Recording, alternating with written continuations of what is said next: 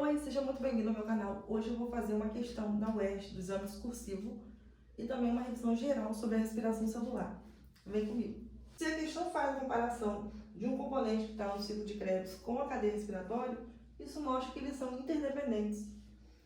Ou seja, dependendo da concentração de um, pode alterar o acontecimento com uma outra substância de repente. Então, no caso do monóxido de carbono, quando ele se liga no complexo 4, ele inibe a cadeia respiratória.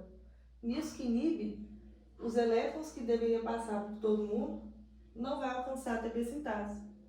E aí não produz ATP. Ou seja, a célula para de ganhar energia e com isso o citrato lá no ciclo de Krebs começa a diminuir o seu consumo. Mas tá, por que diminui o consumo? Porque a gente tem enzimas no nosso ciclo de Krebs que são enzimas alostéricas. Essas enzimas alostéricas, elas têm um sítio alostérico, que é uma região delas que meio que sensibilizam, fazem que elas sintam a diferença do meio energético em relação à quantidade de energia, se tem muito, se tem pouco. Então, nesse caso aqui, se a gente tem muito ATP, a célula pode dar uma desacelerada. Aí, se a gente tem esse bloqueio aqui no complexo 4, o NADH não vai ser reoxidado, porque para chegar elétron aqui na cadeia respiratória, tem que vir lá do ciclo de Krebs. Isso aí você já sabe, que é o básico. Tá bom, mas aí, por que tem que chegar elétron aqui? Para produzir ATP, tudo bem.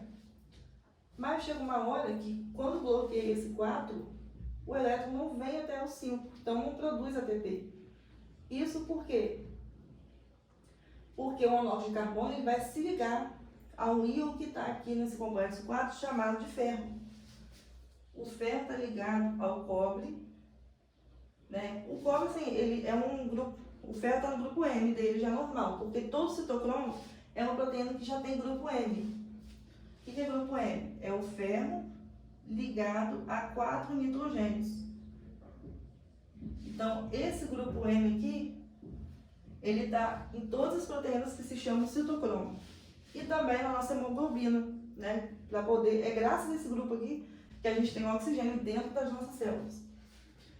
E acontece o seguinte, no complexo 4, o ferro está com a carga mais 3 para que ele seja reduzido. Então, quando ele for reduzido, ele vai ganhar elétron, ele vai passar a ser mais 2. Quando ele vira o ferro mais 2, o que acontece?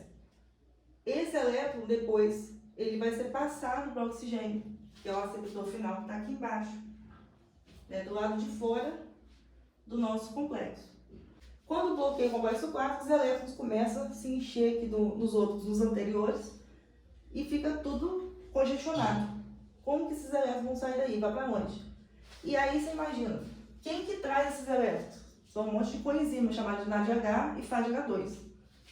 Aí você tem o NADH aqui e FADH2.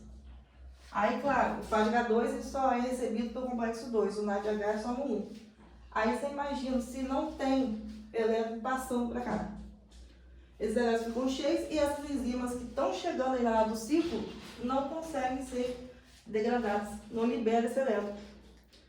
Não vai ter como reoxidar, porque a gente precisa que essas coenzimas cheguem, deixem o elétron, vai embora, para voltar lá para o ciclo, para poder pegar mais elétron. E fica esse vai e volta toda hora. Claro que, quando a gente está com uma demanda muito alta, né, de ATP, tipo no caso de uma célula muscular, uma pessoa que é muito ativa, né, faz bastante atividade física, tem que estar produzindo constantemente, então o ciclo dela é todo acelerado, né, tem um metabolismo mais rápido. Mas no caso, né, de intoxicação por monóxido de carbono, esse complexo 4 aqui fica obstruído, obstrui a cadeia toda, não produz ATP, e ainda o citrato lá do ciclo de Krebs, ele o seu consumo é diminuído. Por que diminui? Aí que entra as enzimas alostéricas. Aí a enzima alostérica lá do ciclo de Krebs que controla essa questão da saída, de acelerar ou não o ciclo, ela vai sentir que a concentração está alta vai sentir que a concentração está alta lá no sítio alostérico dela, e aí ela vai ser inibida. Como que ela vai ser inibida? Quando a concentração das coenzimas estão em alta, o ciclo já entende, através dessas enzimas, de que é preciso desacelerar. Ou seja, como que vai continuar, né, mandando um monte de coenzima para cá, para a cadeia respiratória, se eles já sentiram lá que está cheio de NADH, que ainda precisa ser reoxidado para voltar. Então não faz sentido. Então uma coisa depende da outra. Então aí, por isso que acaba matando, né? O monóxido de carbono, assim como o cianeto, chega a ser mais prejudicial ainda, porque o cianeto tem uma forte afinidade pelo ferro mais 3. O ferro mais 3 aqui que é o perigo, quando vem o cianeto, né? Que deixa que a pessoa morre intoxicada, como no caso da Segunda Guerra Mundial.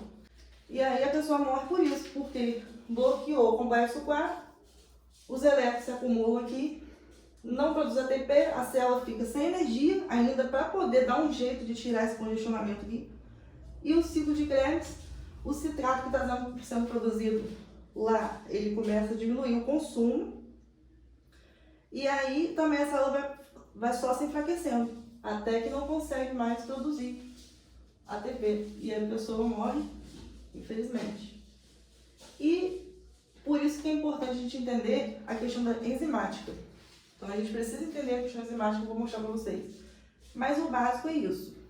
O principal, geral, que a gente tem que entender é que um depende do outro.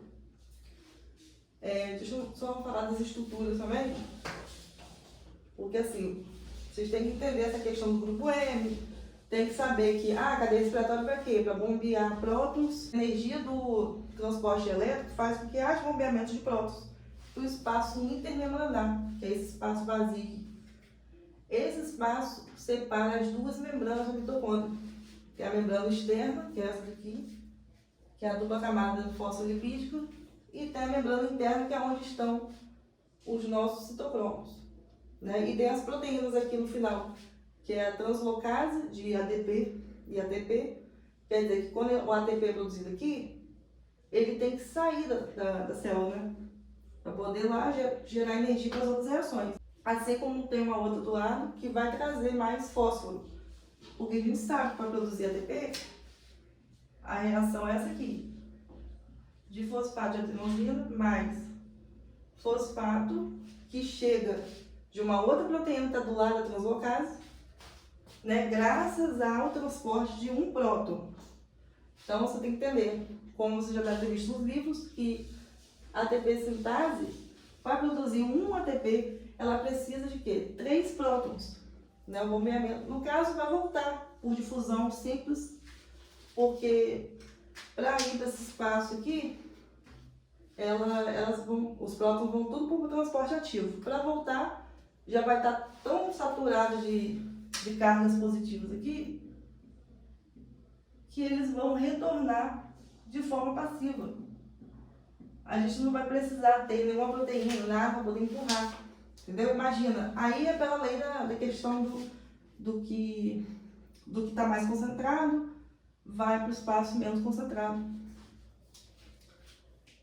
Então a gente tem bastante prótons aqui no espaço intermembranar. Com a saturação dos prótons no espaço intermembranar, a gente lembra aquele caso do gradiente de concentração, né? O que é gradiente? É quando há uma diferença de concentração de um meio para o outro. Por exemplo, do lado aqui de fora, que é o espaço intermembranar, tem alta concentração desses íons positivos, né, que são os prótons. E do lado de dentro acaba tendo menos. Então, se tem mais fora e menos dentro, a tendência é que o lado de fora comece a perder esses prótons, né? Eles vão voltar, vão retornar para onde tem menos. Então, aí não precisa de ATP para fazer esse transporte. Então, o ativo é o que gera precisa da demanda de ATP. Então, a gente tem aqui a formação de um ATP graças a complexo sintetase, ATP sintetase. E para formar um ATP precisa de 7,3 kcal de energia. Isso aqui é o mínimo que ela precisa. Essa energia vem da onde? Vem das reações de oxirredução, né, que vai passando de um para o outro, justamente para ter esse acúmulo de energia, né? A célula não pode pegar a energia toda e utilizar de uma vez. Então ela é tão inteligente que ela vai postergando. Tipo assim, pegou um pouquinho aqui, veio uma reação aqui e jogou energia. Perdeu o elétron, cada elétron que passa atrai um próton. Por isso que acontece esse transporte, né? Os prótons vão saindo. Então é tudo por questão de lógica também, que a gente tem que pensar. Então aí quando fala de força protomotriz, o que é a força protomotriz? É quando a gente tem essa transformação de energia, né, a partir do transporte de elétrons, são transformadas em força protomotriz, que é a mesma coisa que uma força eletroquímica, né, que acontece por causa da inversão das cargas na membrana, que o lado de dentro costuma ser positivo, o de fora é negativo. Aí quando acontece o transporte de próton para fora, a parte de fora fica mais concentrada positivamente, né? Aí inverte a polaridade. Então inverteu, acontece também a ativação dessas proteínas, também por diferença de potencial. E tem a parte química do gradiente. Então a força protomotriz, ela depende de quê? Da inversão das polaridades na membrana e também do gradiente químico, né? O gradiente de concentração, que é o gradiente dos íons, é a concentração deles do lado de fora, de dentro. Então tem essa interdependência. O ciclo de Krebs acontece aonde? Acontece na matriz mitocondrial. Então, não está em cima da membrana. Já a cadeia respiratória está nas cristas mitocondriais, depende desse novelado da membrana, né? É interessante que a gente tenha as proteínas em cima da membrana interna, justamente porque nós temos dois carreadorzinhos que vão se deslocar da membrana. Então imagina se fosse na matriz, ia estar tudo muito solto. Então aqui, querendo ou não, até a conformação, né, o espaço entre as proteínas, tudo isso é muito bem organizadinho. Porque a gente tem aqui a ubiquinona, né, um complexozinho que vai levar o elétron do complexo 1 lá para o 3 e depois do 2 para o 3. Então assim, se a gente bloquear o 2, a célula não morre porque ainda tem um 1. O 1 continua mandando elétron para a ubiquinona e a ubiquinona vai chegar até o 3 de qualquer maneira, levando elétron. O mesmo eu digo para o 1. Se o 1 parar, a gente ainda tem o 2, que vai receber elétron da onde? Do FAD-H2, que vem, né, tá acoplado com o ciclo de Krebs. Então o FAD é uma estrutura, né, um grupo prostético. O que é grupo prostético? É um grupamento que já é fixo na proteína, então não sai daqui. A succinato desidrogenase, ela vai fazer o quê? Ela vai reduzir, vai oxidar esse FAD, né? E está interligado com o ciclo de Krebs aqui. Por isso que eu vou mostrar para vocês como funciona o ciclo, que ele está acoplado aqui com o complexo 2. Eu vou colocar agora para vocês verem. Assim, eu gosto de falar, no geral, conversando, para entender o sentido do negócio. Agora vamos deixar a situação mais organizada. Agora vocês vão saber o caminho, do início ao fim. Agora que vocês já entenderam mais ou menos no geral, né, do porquê que o citrato tem a ver aqui, então vocês vão entender agora como funciona a cadeia respiratória e o ciclo, mais ou menos, aqui, para vocês entenderem exatamente de onde que vem as enzimas alostéricas. Então, bem rapidinho aqui, vamos lembrar quais são os componentes do ciclo de Krebs, né, porque o citrato está nele, então vou mostrar o ciclo. Então, vocês já devem ter visto que o succinato, ele vira fumarato aqui no ciclo de Krebs e também no complexo 2, né? Que são dependentes um do outro. Que é rapidinho. Na hora que acontece a oxidação do succinato para fumarato no ciclo de Krebs, está produzindo energia aqui. Aí esses elétrons, né, da oxidação que sai daqui já vão ser pegos aqui pelo FAD. O FAD que já é o grupo que está fixo nesse complexo 2. Então, o que acontece aqui? O FAD, quando pega esses elétrons e os prótons que saem, ele vai virar FAD H2. E aí aqui, ó, o ciclo está acontecendo. Fumarato vai virar malato depois, que o malato vai virar oxalacetato, e aí vai virando, e todo o ciclo está acontecendo. Então passou aqui, perto do complexo 2, já acontece essa reação. Nisso que acontece, já joga elétron aqui dentro do complexo 2, graças ao grupo FAD. Virou FAD-H2. Então, enquanto um oxida, o outro reduz. E é graças a esses momentos de oxidação e redução toda hora, que vai fazendo o elétron pular. Vai pulando e vai sendo jogado para os outros complexos, até chegar aqui no nosso motor, né? O motor é o complexo 5, que na F0, a F0 é a parte dessa ATP sintase que está grudada na membrana interna. Então é nessa parte que acontece a rotação. O que a rotação vai girar mesmo? Ela gira graças à energia que entra, né? Por conta dos prótons que vão entrar, dos 3. Essa entrada desses prótons vai fazer com que ela gire, rotacione aqui na F0. Então, essa parte aqui é chamada de F0. E aí na F1 é onde está o sítio ativo dela, né, que vai fazer a transformação de ADP em ATP. Graças à entrada de quem? Do fosfato inorgânico aqui. Por uma outra proteína que manda o fosfato junto com o próton. Um próton, lembra que eu falei que é preciso 4 prótons para produzir um ATP? Um ATP, graças a 2 proteínas. 3 prótons vão descer por aqui. Deixa eu pegar outra caneta. 3. Então, 3 prótons vão descer por aqui. 3H+. Vai girar a F0.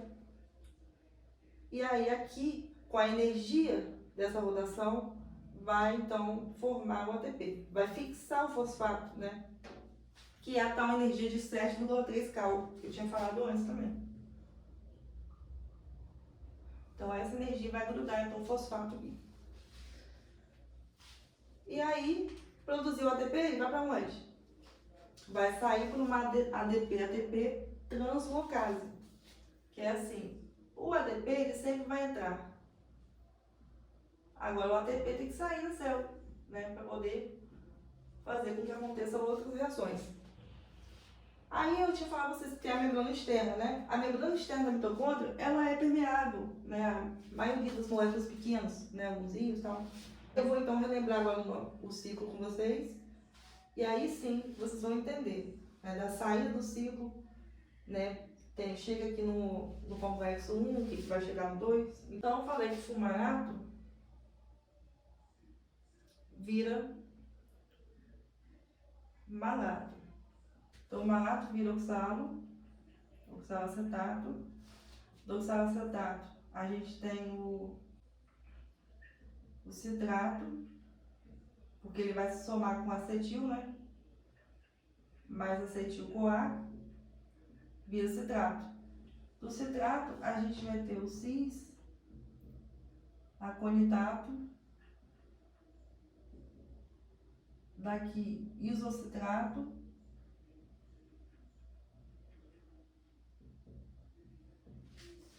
do isocitrato a gente vai ter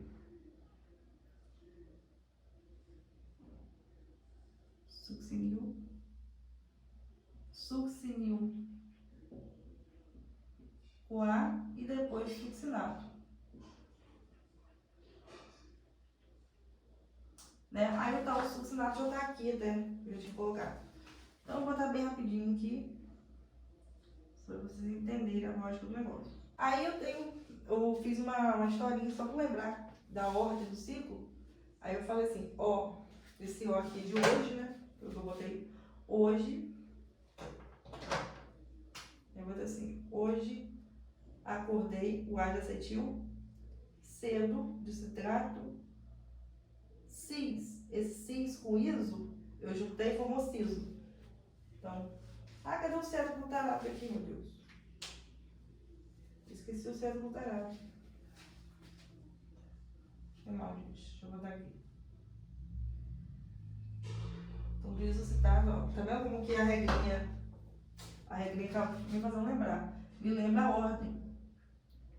A ordem da, tipo assim, as palavras eu já sei, mas tipo assim, eu tenho muito essa coisa de fazer analogia, né, entre as coisas com o inicial de palavra pra eu lembrar. Então, certo, glutarato tem um alfa antes. Aí sim, succinil, o A virando succinato. Então aqui não dá para mostrar os detalhes todos para vocês, mas é só para poder lembrar da regrinha. E aí vocês pegar o ritmo. Então falou o seguinte, ó.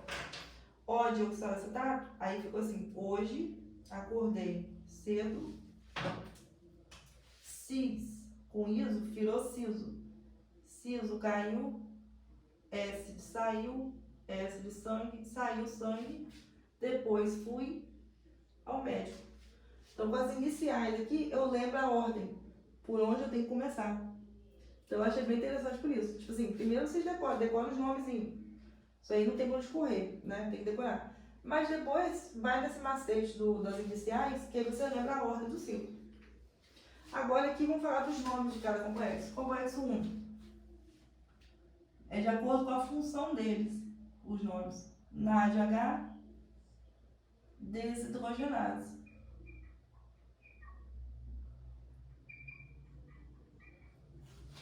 Complexo 2. Succinato, desidrogenase. Não é à toa que é o que está acontecendo aqui, né? Tipo, o succinato vira fumarato porque saiu o próprio dele. Ele foi oxidado, saiu hidrogênio. Quando sai o hidrogênio dele, vai para onde? Para o FAD, virando FADH2. Muito legal, né? Então, esse daqui é o nosso succinato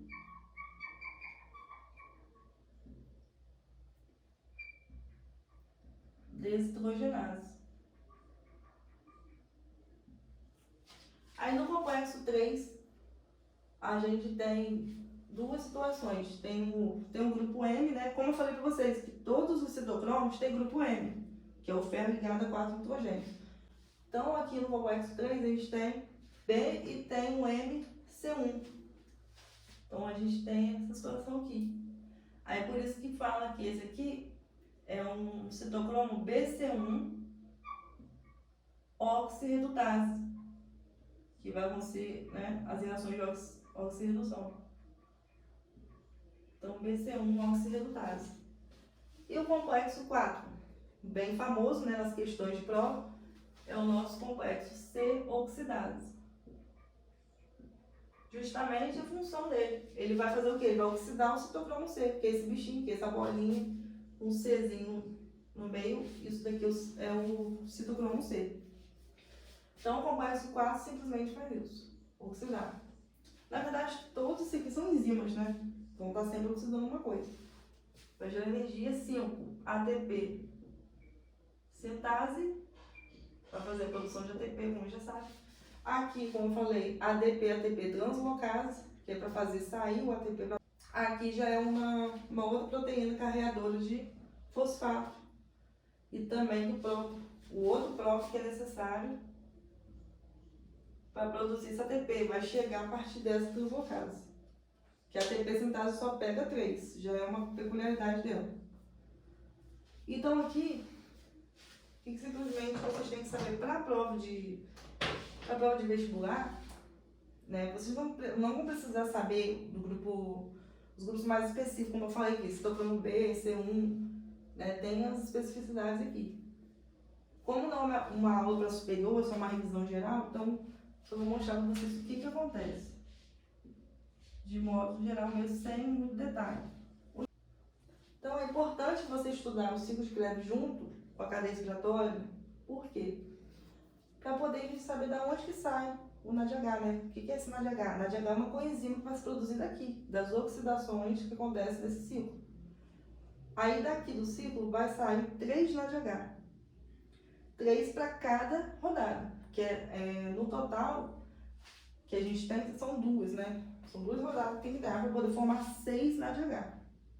que é o rendimento total. Porque cada glicose, ela vai produzir 2 acetil. Então, o acetil-CoA que entra primeiro, são 2. Esses 2 acetil, vão ser somados com oxalacetato, com gelacetrato, e vai tudo junto. Então, isso acontece 2 vezes para formar 6 NADH.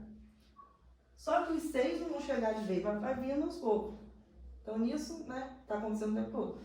Aí a gente estuda, para a questão de saber a quantidade de ATP formado, a fins de prova, de estudo mesmo, de cálculos, aí adotou um postulado que diz que para cada par de elétron que chega de uma molécula de NAD, né, de NADH, são produzidos uma certa quantidade de ATP. Isso porque leva em consideração os prótons que saem. Né? Então vamos fazer essa conta aqui no final, para vocês entenderem o rendimento. Por enquanto, quero que vocês entendam o que vai chegar em cada ponto aqui, né, o elétron que passa, e a questão do bombeamento de prótons. Chegar no final, a gente vê o rendimento. Depois eu vou dar uma aula para vocês explicando mais a fundo sobre enzimas, aí vocês vão entender a fundo. Para a prova de UERJ, né, vocês não precisam, eu sou mais superior e quem quiser saber mais. Então, os 6 NADH, né, vai chegar a 1. Então, a gente tem que considerar 1 porque para poder vocês entenderem a questão da quantidade de prótons. Eu vou botar 1 aqui. Considerando 1 NADH, é como se fosse um par de elétrons que chegou, né? Um par de elétrons e 2 prótons. Mas a gente tem um grupo já fixo aqui também, que é chamado de FMN, flavina, uma flavinazinha, porque essa proteína, ela é chamada de flaviproteína, porque ela tem esse grupinho FMN aqui, já prostético, igual FAD, já é fixo na enzima. Aí chegou aqui o parzinho de elétron, esse FMN vai pegar e vai virar FMN H2. Então, pegou o próton também. Nisso, reduziu. Quando recebe o elétron que chega da coenzima NADH, aí reduz, a gente diz que reduziu. E ganhou o próton também, que é o H. Depois, o que vai acontecer? Para eu pegar, para esse elétron sair daqui e ir lá para o complexo 2, eu vou ter que oxidar, né, esse composto. Então, vai acontecer uma reação de oxidação aqui. Aí, essa oxidação vai pegar esses elétrons, vai passar por um centro que a gente tem de ferro e enxofre. Então, esse elétron vai vir para cá, esse parzinho. Agora o H, o próton vai para onde? Acaba indo para a matriz, né? Vai sair daqui. Então, o próton sai. Aí, esse ferro e enxofre pegou o elétron, reduziu. Quando ganha, né? Nisso que ganhou, ele também vai se oxidar novamente para poder lançar esse elétron para onde? Para o carreador chamado de coenzima Q ou biquinona. A biquinona pega esse elétron, nisso que ela pega o elétron, ela precisa do próton. Ela atrai esse próton para ela e vira QH2. Então, vira uma biquinona aí reduzida. Aí a gente tem então um carreador que vai levar o elétron do complexo 1 até o 3. Então vai chegar, vai direto, sem passar pelo 2. Agora, quando chega no complexo 2, quando é a vez dele, ele não depende do 1, né? Porque o 2 ele só recebe FADH2. Então, quem produz FADH2 qual a reação do ciclo de Krebs que vai produzir? É a reação de oxidação do succinato para fumarato. Então, aconteceu aqui, já manda esse FADH2 para lá. Isso que aconteceu, a oxidação do succinato para fumarato, a gente já tem a produção de FADH2 na própria enzima. Então, esse FADH2 não vai sair andando lá, né, boiando, até chegar no 2 não, é direto. Oxidou no ciclo, já há uma produção de FADH2 aí dentro. Então, aí, o que vai acontecer é só ele oxidar, né, para esse elétron dele ir passando para o ferro e enxofre, porque todos têm esse complexo. Os citocromos têm essa característica de ter ferro, né? E aí, o que acontece? temos aqui o centro de ferro e enxofre que vai pegar esse elétron da oxidação do fadiga 2. Que a cada coisinha que vai sendo formada aqui dentro tem que se oxidar para o elétron andar. Pensa assim, tem que oxidar para o elétron saltar. Vamos pensar assim, eu acho melhor. E aí eles vão indo embora. Agora do ferro e enxofre, o que eu faço? Saiu daqui, vai direto para o biquinona. Tá? Mas um detalhe também, quando o complexo 2 estiver funcionando, o 1 ele para. Depois de CH que saiu daqui ser recuperado pelo biquinona, ainda vai ter um bombeamento aqui de 4 prótons no espaço intermembranário. Já no complexo 2, depois de ter acontecido, né, já as oxirreduções, já passou o elétron para o biquinona, aqui não acontece bombeamento de prótons para o espaço intermembranário, porque esse H2 ele vai ser recuperado depois também pelo biquinona. Quando o biquinona chegar aqui com um par de elétrons no complexo 3, ela vai deixar os 2 elétrons, só que cada um vai ter um destino diferente, né? Aí nisso que um vai para o centro ferro e enxofre, sempre vai ter ferro e enxofre, tá vendo?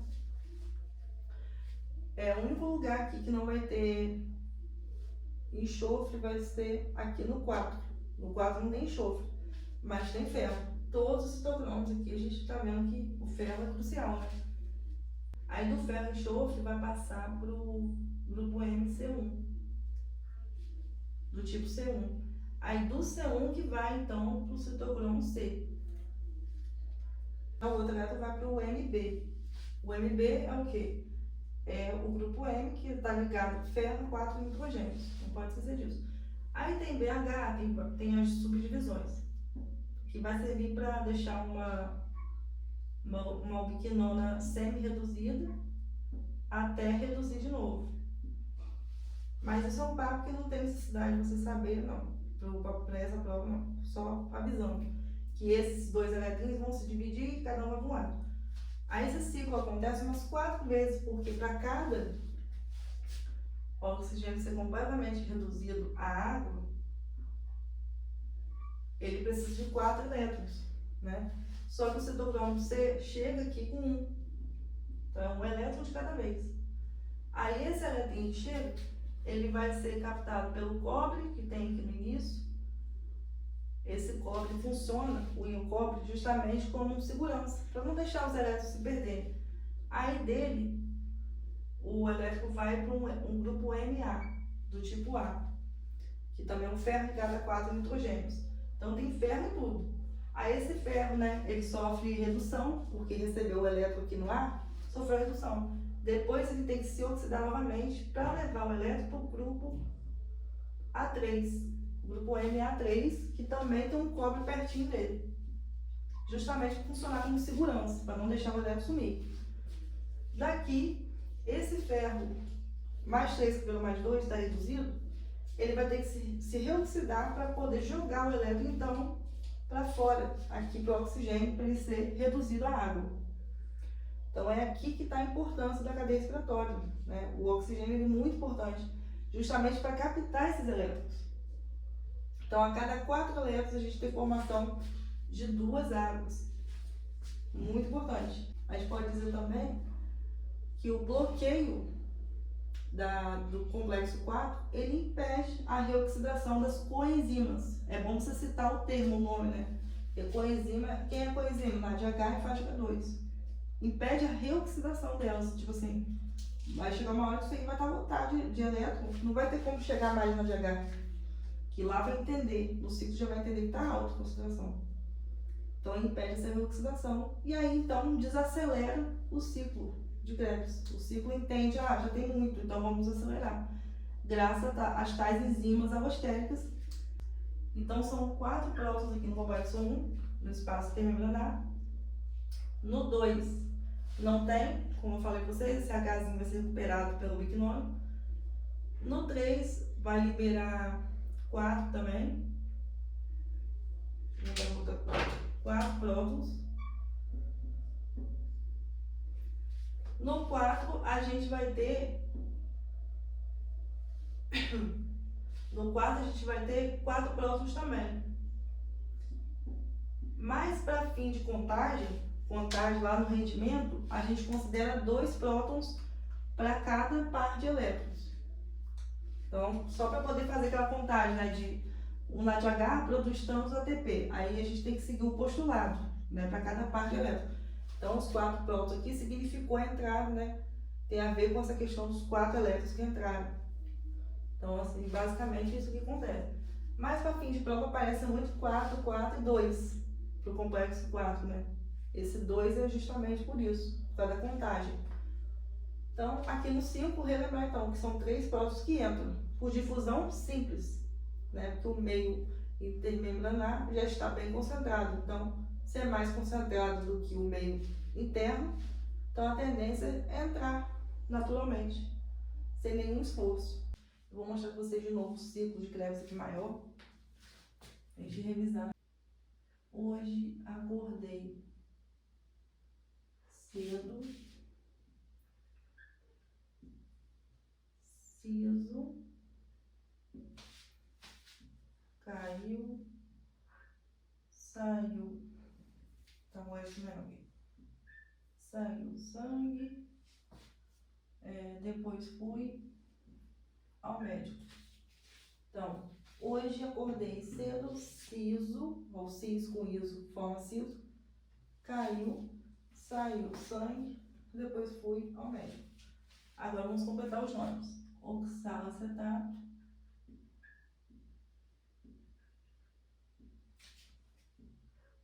acetil-CoA, citrato, cis-aconitato, isocitrato, alfa-cetoglutarato,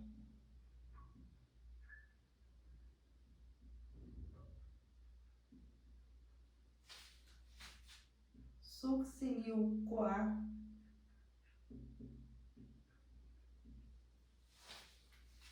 succinato,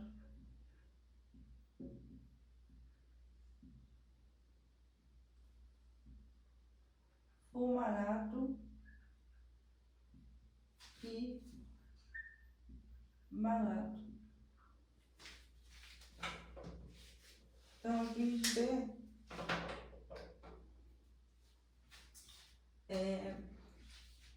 agora vamos ver a questão da quantidade de carbonos, para a gente relembrar.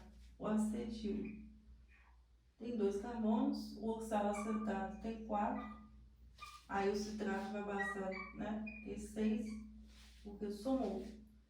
Então, tudo começa aqui com a junção do acetil com o oxalacetato, né, o acetil, que o piruvato, ele vai ser oxidado, a acetil-CoA vai entrar acetil, que vai se ligar ao oxalacetato, formando o citrato. Depois a gente tem o cis-aconitato, transformação aqui, né, com uma perda de água, acontece uma desidratação, forma cis-aconitato. Continua 6 carbonos. Daqui do cis para o aconitato, a gente tem isocitrato que continua 6 também. A caneta acabou. 6 carbonos. Essa canetinha ruim. Do isocitrato para o alfa-cetoglutarato, aqui já vai mudar, aqui já vai passar a ter 5 carbonos, por uma descarboxilação. Do alfa-cetoglutarato succinil-CoA, a gente vai ter 4 carbonos aqui. O restante vai ser tudo 4. Todo mundo vai passar a ter 4 carbonos. Até porque é interessante pra gente, né? O oxalacetato sempre volte, né, até ele com 4 carbonos. E agora vamos falar das enzimas. Como que acontece a conversão de cada coisa aqui? Os detalhes das reações vai ficar para uma próxima aula mais aprofundada de ensino superior. Para a prova da UERJ, vestibulares, é importante que a gente saiba o ciclo e as enzimas e a questão dos efetores alostéricos, né? Inibitórios, principalmente. Gravos inibitórios, que esses vão entender o contrário. A formação de citrato é feita com a citrato sintase. Eu vou colocar aqui o grafo.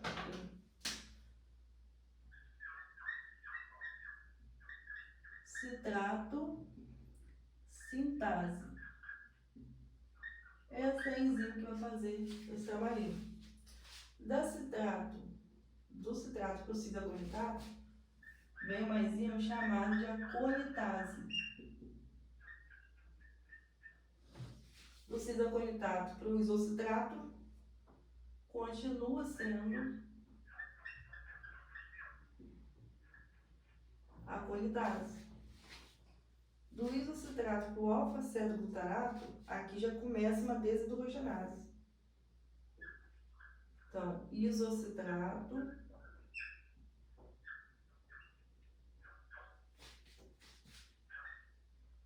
desidrogenase.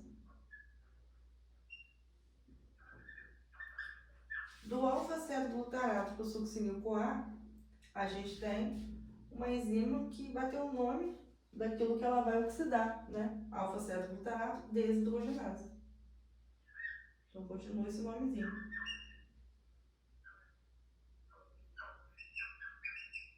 Glutarato desidrogenase. Deixa assim. Succinil-CoA do succinato, a gente vai ter aqui a succinil-CoA sintetase ou sintase. Então, succinil-CoA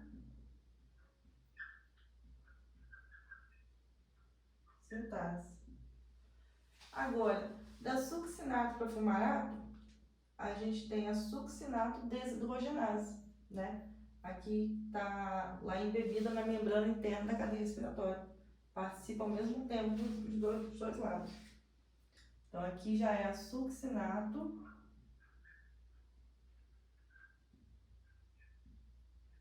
desidrogenase.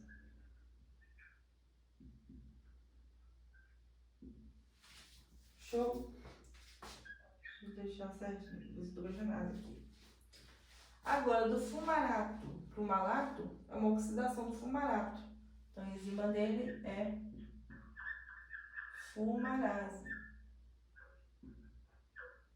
Do malato para o oxaloacetato, tem que oxidar o malato. Então, é malato desidrogenase também. Então, eu vou botar assim, malato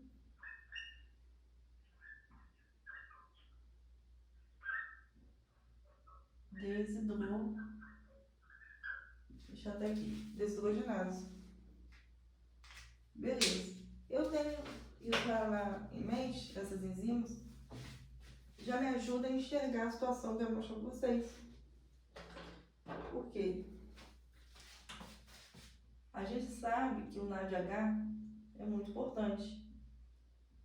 É uma coenzima excelentíssima para nos levar, né, os elétrons até a cadeia respiratória, assim como o FADH2. Então, quem vai produzir o NADH? Quem vai produzir o FADH2? São desidrogenases. Por isso que lá no padrão resposta, né, em relação ao citrato, vocês podem também citar esse nome, né, se referindo às coenzimas. Né? E você pode falar o seguinte, que quando a gente bloqueia o complexo 4, acaba inativando as desidrogenases, que são, né, justamente essas enzimas que participam na produção do NADH e do FADH2, no caso aqui da succinato desidrogenase. Daqui que vai sair, né, dessa oxidação vai sair o FADH2. Eu vou deixar desse lado aqui, ó.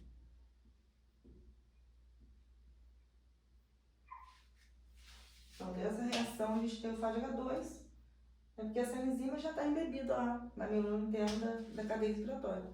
Então, já logo produz esse FADzinho. Então, o que acontece é o seguinte, que a gente inibindo as desidrogenases, não tem produção mais, né? Tipo, dá uma desacelerada no ciclo de Krebs, porque é uma maneira de proteger a célula, né? de maneira a utilizar aqueles elétrons que estão lá na cadeia, que começam a se acumular, né? E aí a gente não pode mandar a quantidade normal que estava mandando de NAD e FAD, aí tem que dar uma segurada, por isso que inibe essas enzimas. E elas são chamadas de enzimas alostéricas por isso, porque elas vão responder de maneira diferente de acordo com o substrato que está se ligando ao sítio alostérico. O sítio alostérico é um sítio que não é o ativo dela normal.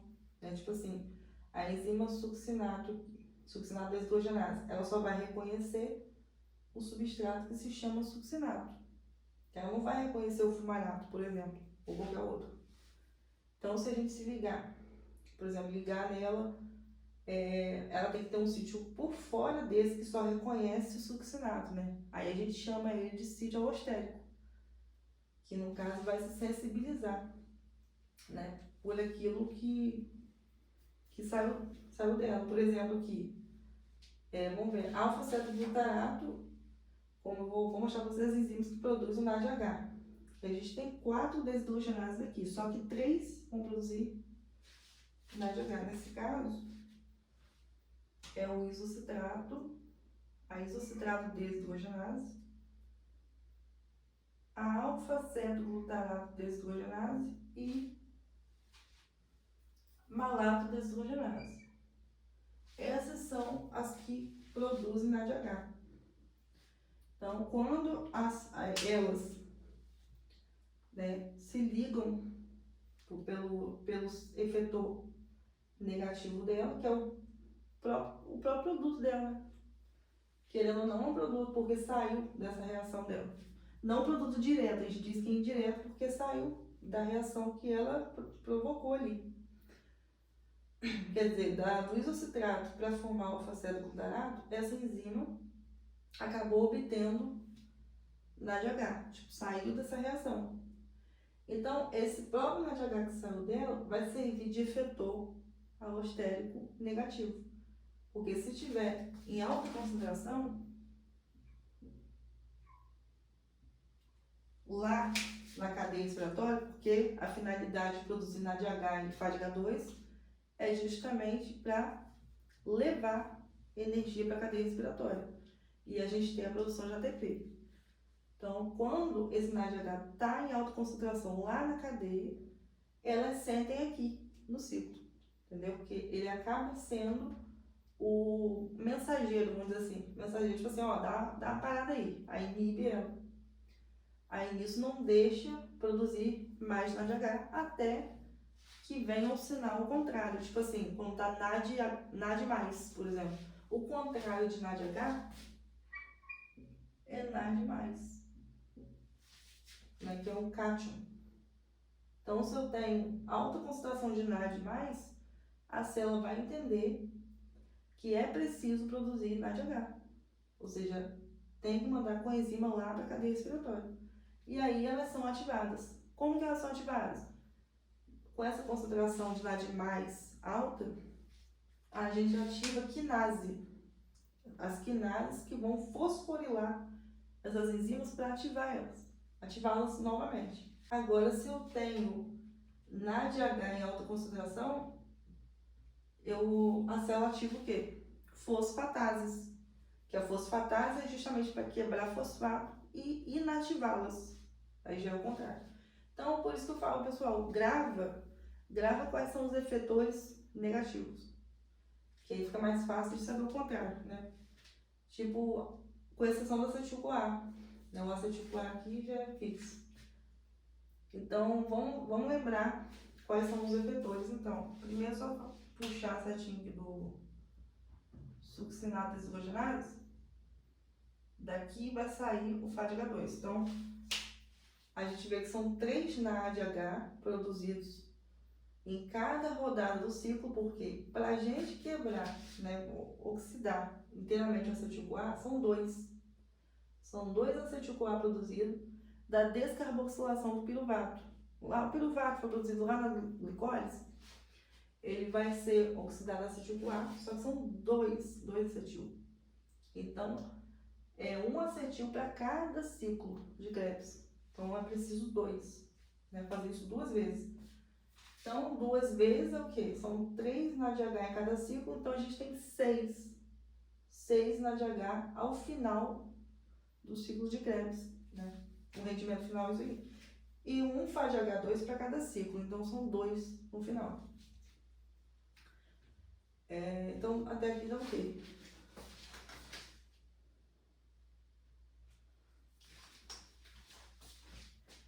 Então, consegui mostrar para vocês as enzimas, as desidrogenases, né, que fazem parte da regulação, principalmente, são essas duas aqui, a isocitrato desidrogenase, alfa-cetoglutarato desidrogenase, são as inibidoras na produção do NADH. Até porque se eu inativo essas duas, não tem por que inativar malato desidrogenase, porque não vai chegar nem ali, né?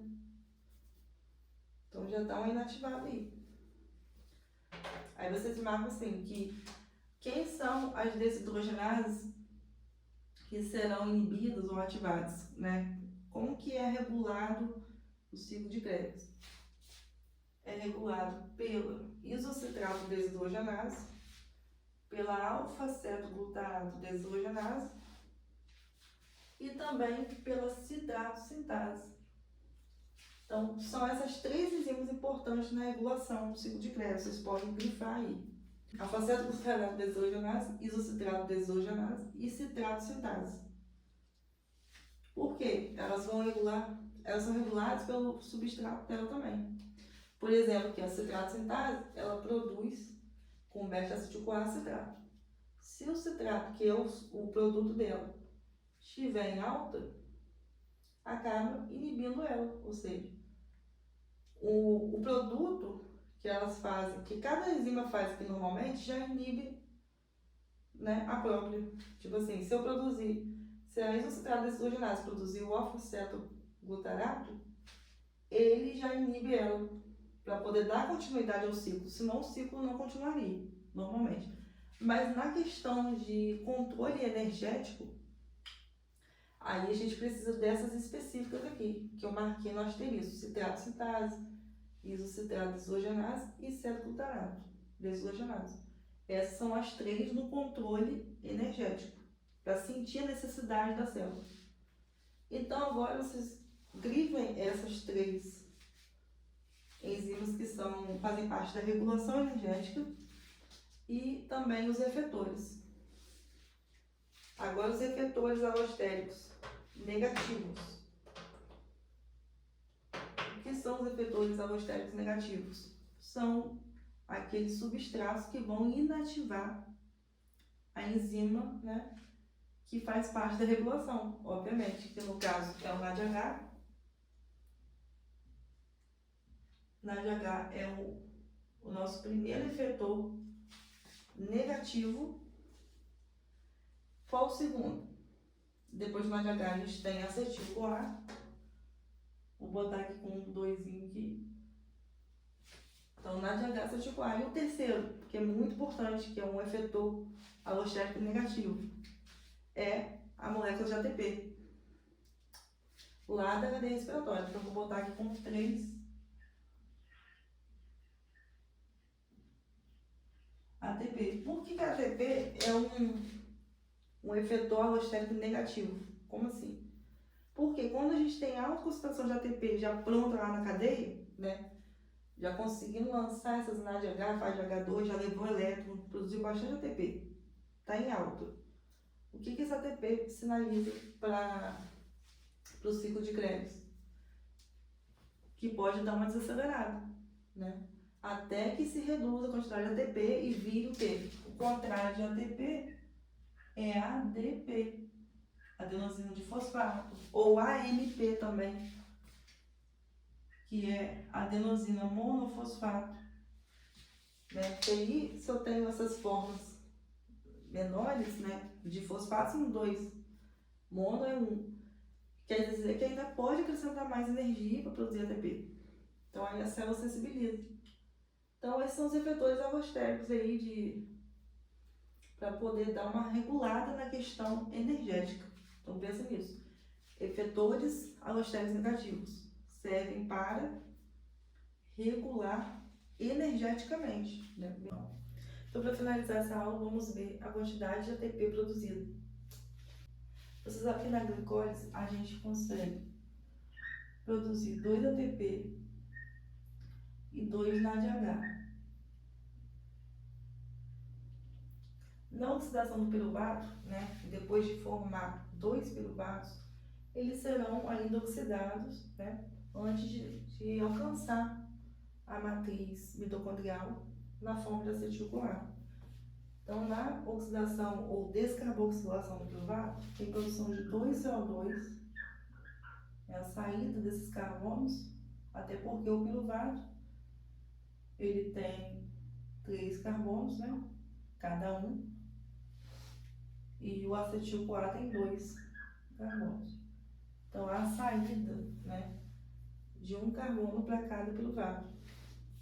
A glucose, você já sabe que tem 6 carbonos, que só vai diminuindo. E aí, o que acontece? E sai também 2 NADH. Enquanto que no ciclo de Krebs, né, que eu vou ter o CK em ciclo de Krebs, e o acetil-CoA, né, o início de tudo, tem que entrar na mitocôndria. Aí no ciclo de Krebs vocês têm a produção de 2 ATP no total, né, que é 1 ATP para cada ciclo. Temos 6 NADH, 2 FADH2,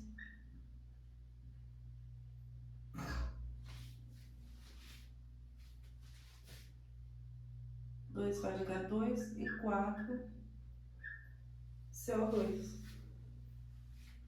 Então aí são em relação à moeda energética, que a gente vai fazer o cálculo aqui, para saber a quantidade de ATP produzido em relação aos coenzimas, né? Quanto de ATP a gente vai ter produzido para uma glicose, né? Tendo em vista só o NADH, que chegou lá na cadeia respiratória, né? Quanto de ATP a gente vai produzir só com NADH? Aí eu separei 2 casos aqui para vocês verem. O caso A e o caso B.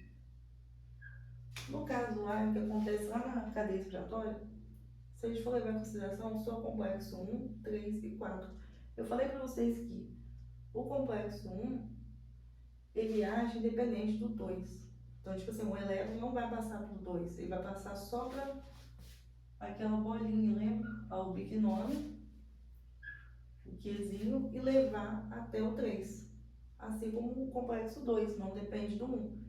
Ele vai ter o elétron dele a partir do FADH2 e vai levar direto para o complexo 3. Então, isso faz com que os valores da quantidade de ATP sejam diferentes. Ou seja, no complexo 1, a gente vai ter um bombeamento de 4 prótons para o espaço intermembranário. O complexo 3 vai bombear 4 prótons também. E o 4 também são 4. Mas tem um postulado para poder, a fim de cálculos mesmo, que tem como base que a cada par de elétrons que chega na cadeia respiratória vai bombear 4 prótons do complexo 1, 4 do 3 e 2 do 4. Só por questão de cálculo mesmo, tá? Que aí, porque a gente sabe que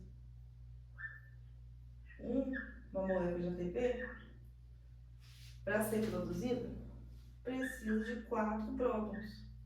Lembra que 3 prótons chegam na ATP sintase e um próton chega para uma outra proteína translocadora. Então, junto com fosfato. Então, para a gente saber quantos prótons aqui, então para a gente saber quantos ATP são produzidos, a gente tem que ter uma quantidade de prótons em relação ao NADH que chegou, né? Porque o complexo 1 ele só recebe NADH. Então, eu vou até escrever aqui assim, ó.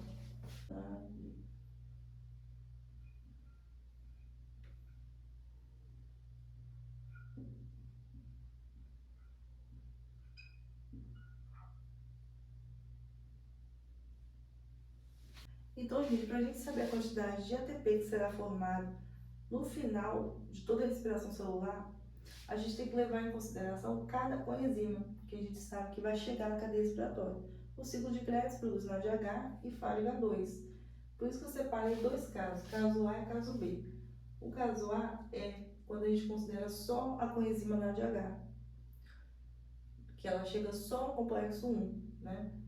E o caso B é com a FADH2, que ela só chega no complexo 2. Então, a 1 e a 2 são proteínas citocromos independentes, né? Quando sai elétron da 1 vai logo para a coenzima Q e da 2 para Q, vai depois chegar no 3. Então, não passa, da 1 não passa por 2. Para eu saber quantos ATPs serão produzidos, eu tenho que levar, né, cada uma como um caso separado. Tipo assim, a gente sabe que uma molécula de ATP para ser produzida precisa de 4 prótons. Aí a gente tem que pensar, tá, um ATP precisa de 4 prótons. Então, quantos ATPs serão produzidos no caso NADH? Aí a gente tem que ver quantos prótons foram bombeados, né? De acordo com o postulado, levando em consideração a NADH, terá 8, vamos somar aqui, 4, 4, 8, com 2, 10. Então, 10 prótons, faz uma regrinha de 3, vai ter X moléculas de ATP. Então, fazendo essa regra de 3, vocês vão achar 2,5 ATP. Ou seja, para